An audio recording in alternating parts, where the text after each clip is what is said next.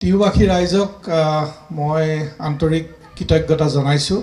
আপোনালোকে আমাৰ এই ককা দেউতা নাতি আৰু হাতীটো দ্বিতীয় এই চিনেমাখনক ইমান মৰম দিয়াৰ কাৰণে আৰু আপোনালোকে এনেধৰণে চাবলৈ আহিছে আৰু বিৰাট ভাল লাগিছে, কাৰণ হল ভৰ্তি এটা যেতিয়া থিয়েটাৰত যেতিয়া এনেধৰণে দেখা যায় খুব ভাল লাগে এজ এ মেকাৰ, যে আপোনালোকৰ ইমান উৎসাহ আৰু মৰম দিবলৈ আপোনালোকে চিনেমাখনলৈ কাৰণে ওলাই আহিছে। আজি চতুৰ্থ দিনা, আজিও আপোনালোকৰ এই শ্ব'খিনি এনেধৰণে হল ভৰ্তি থিয়েটাৰত দেখি পেলাই সকলোলৈকে বিৰাট ভাল লাগিছে আৰু সকলোলৈকে ধন্যবাদ জ্ঞাপন কৰিছোঁ। আপোনালোকে কেনেকুৱা পালে চিনেমাখন চাই? ভাল পাইছেনে? আমি চেষ্টা কৰি আহিছোঁ, প্ৰাইডিছ এণ্টাৰটেইনমেণ্টৰ বেনাৰতে ছবিখন নিৰ্মাণ হৈছে। আমিও সততাৰে ছবিখন বনাবলৈ চেষ্টা কৰিছিলোঁ, তাতে ভুল ত্ৰুটি ৰৈ যোৱাটো ডেফিনেটলি স্বাভাৱিক এখন ছবি বনাবলৈ যাওঁতে। তথাপি আমি চেষ্টা কৰিছিলোঁ যিমান পাৰোঁ ৰাইজৰ ভাল লগাকৈ ছবিখন নিৰ্মাণ কৰিবলৈ, আৰু আজি আপোনালোকে সেইখিনি অলৰেডি দেখিলে। আপোনালোকক সকলোলৈকে ধন্যবাদ জ্ঞাপন কৰিছোঁ। লগতে আজি ভাল লাগিছে, টিহুৰ নিচিনা এনেকুৱা এখন ঠাইত এটা থিয়েটাৰ হল হ'ল, আৰু সেইকাৰণে ফিল্ম ফাইনেন্সৰ লগতে আমাৰ গান্ধী ভৱনৰ যিসকল কৰ্মকৰ্তা তেওঁলোকৰ উদ্যোগত যিটো থিয়েটাৰ হৈছে, মোৰ ইমান ভাল লাগিলে। মই মাজত আহি পেলাই চালোঁহি, কোৱালিটিটো আপোনালোকৰ ইমান ধুনীয়া কোৱালিটি। গুৱাহাটীৰ বিভিন্ন হলত মই দেখিছোঁ, গুৱাহাটীৰ হলতকৈ একচুৱেলি আপোনালোকে ধুনীয়া ভাল কোৱালিটিৰ এখন মানে কোৱালিটিৰ হলত আপোনালোকে চিনেমা চাই আছে। সেইকাৰণে এটা ডাঙৰ কথা, বিৰাট ভাল লাগিছে, কাৰণ এখন চিনেমা আমি ইমান কষ্ট কৰি কৰোঁ, তাৰ কোৱালিটি আৰু চাউণ্ড প্ৰজেকশ্যন এইবোৰ ভাল হ'লে চিনেমাখন চাই ভাল লাগে।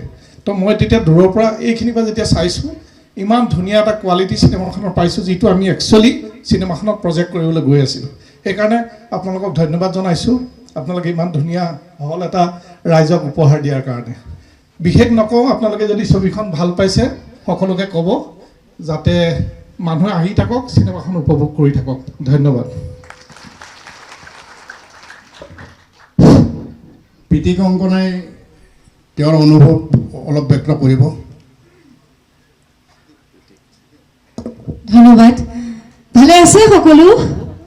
টিহু যিদিনাখন আমি প্ৰথম লোৱাৰ আছামত, নামনি অসমত ওচৰতে নলবাৰীলৈ আহিছিলোঁ প্ৰমোশ্যনৰ কাৰণে, প্ৰচাৰৰ কাৰণে, সেইদিনাখন কৈছিলোঁ যে নলবাৰীত কৈছোঁ বাৰু টিহুলৈকে চিন্তা নকৰোঁ, কাৰণ টিহুৰে বোৱাৰী যেতিয়া টিহুৰ মানুহেতো অৱশ্যে চাব আৰু মৰম দিছে, মৰম দিব, বিশ্বাস আছিলে। আৰু আজি বিশ্বাস সন্মুখত পৰিলক্ষিত হোৱা দেখি খুবেই আনন্দ অনুভৱ কৰিছোঁ।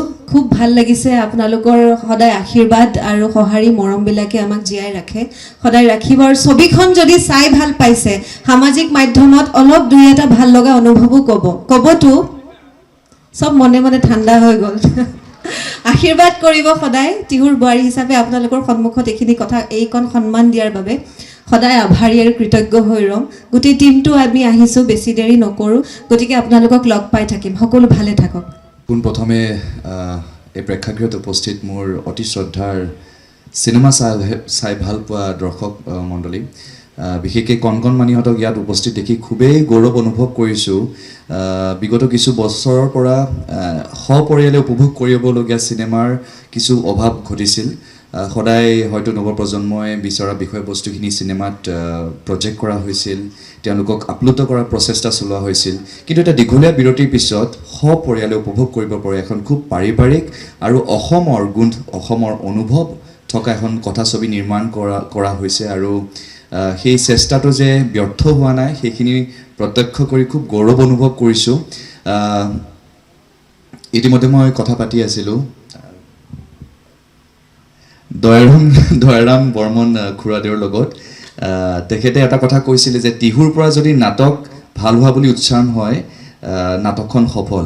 আৰু আজি মই ক'ব পাৰিম যে টিহুত এই অনুভৱখিনি, এই পৰিৱেশটো গঢ় দিয়াৰ ক্ষেত্ৰত আপোনালোকৰ যি গুৰুত্বপূৰ্ণ আৰু খুব সুন্দৰ ভূমিকা, সেইটো এই কথাটোৱে প্ৰচাৰ কৰিব যে সঁচাকৈ অসমত অসমীয়া অনুভৱৰ যিটো মানদণ্ড, যিটো মৰ্যাদা আপোনালোকে ধৰি ৰাখিছে। আমি এটা মাধ্যমহে আপোনালোকক বিনোদন দিয়াত, অনুভৱ এটা প্ৰকাশ কৰাত, কিন্তু সেই মৰ্যাদাখিনি যে আপোনালোকে আমাৰ ছবিখনক দিছে, আৰু মোৰ দৃঢ় বিশ্বাস এই মৰ্যাদা মৰমখিনি পৰৱৰ্তী আহিবলগীয়া কথাছবিসমূহেও আপোনালোকৰ পৰা লাভ কৰিব। গতিকে এই পৰম্পৰাটো এই সম্পৰ্কটো আৰু ঘনিষ্ঠ সুন্দৰ সৃষ্টিশীল হওক তাৰে কামনা কৰিছোঁ আৰু আজি য'ত ইমান মানুহ হৈছে মোৰ এটা দৃঢ় বিশ্বাস এই ছবিখন সফল বুলি আমি নিজে এটা সন্তুষ্টি লাভ কৰিব পাৰোঁ এই অনুভৱটো আমাক আগবঢ়োৱাৰ বাবে আমাৰ দলটিক এই উৎসাহ দিয়াৰ বাবে মই মোৰ কৃতজ্ঞতা আৰু ধন্যবাদ কৈ শেষ কৰিব নোৱাৰিম সদায় এটা কথাই দিম এটা কথাই কম আৰু প্ৰতিশ্ৰুতি দিম যে আপোনালোকৰ এই মৰম আশীৰ্বাদৰ কাৰণে যাতে আমি সকলোৱে যোগ্য হৈ থাকোঁ তাৰ প্ৰচেষ্টাটো আমি চিৰজীৱন আমি আমাৰ কৰ্মেৰে যত্ন কৰি যাম যাতে এই মৰমৰ আমি সঠিকভাৱে যোগ্য হ'ব পাৰোঁ আৰু এই পৰম্পৰা এই পৰিৱেশটো যাতে সদায় অসমীয়া সমাজত অসমত বিৰাজমান হওক যাতে এটা ভাল বাৰ্তা যাওক যে অসমৰ পৰা অসমীয়া অনুভৱ অসমীয়া কাহিনীক লৈ নিৰ্মাণ কৰা কথাছবিয়ে যে বিশ্ব দৰবাৰতো উজ্জ্বল হ'ব পাৰে সেই ক্ষেত্ৰত আমি সকলোৱে নিজৰ ভূমিকা পালন কৰোঁ আহক আৰু পুনৰ কৃতজ্ঞতা আৰু কণকণমানিহঁতক মৰমেৰে মই মোৰ বক্তব্য সামৰিছোঁ এই অনুভৱখিনি দিয়াৰ বাবে অশেষ অশেষ ধন্যবাদ